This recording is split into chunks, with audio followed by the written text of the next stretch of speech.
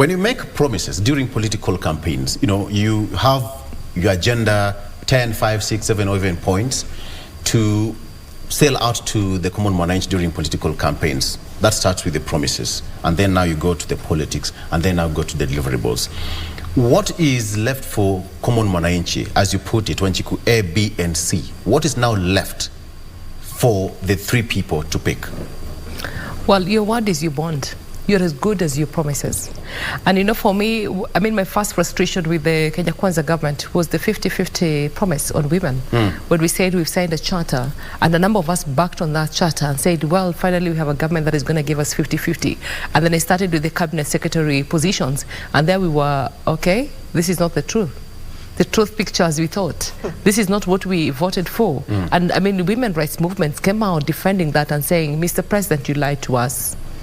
And we are here and waiting. And then we waited and went to the public secretary, principal secretary positions.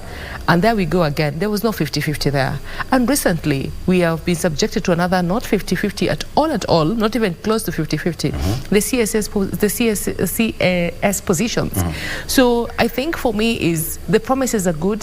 Think through them. If you sign a promise, it's the Wanjiku wants to really believe that, I can hold you accountable. I can believe in what you say. And that's why I'm giving you my vote, because whatever you promise me, I have a decision to choose Victor or choose Esther or choose Patience. And then they decide finally, oh, I fail your promises.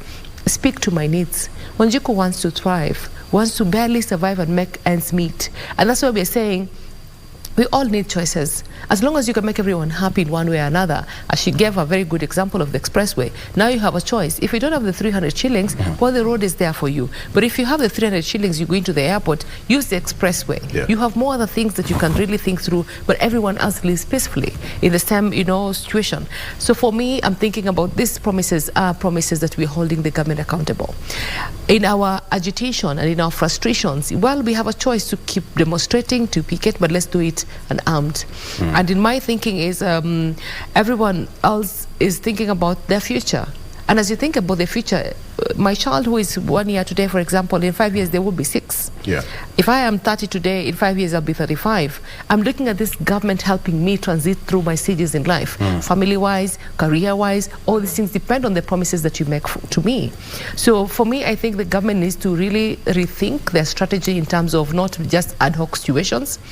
Noise distracts. So even as we continue picketing every day and we continue saying, 2 days in a week, what is the cost implication of that? What is the financial implication of that? How many people now can't go to work because of XYZ? How many people have to keep their cars away? Uber drivers, for example. Matatu people who are scared about my car is going to be out there. I don't know whether it's going to come back in the evening. That has let's think through what kind of Kenya do we want? Okay.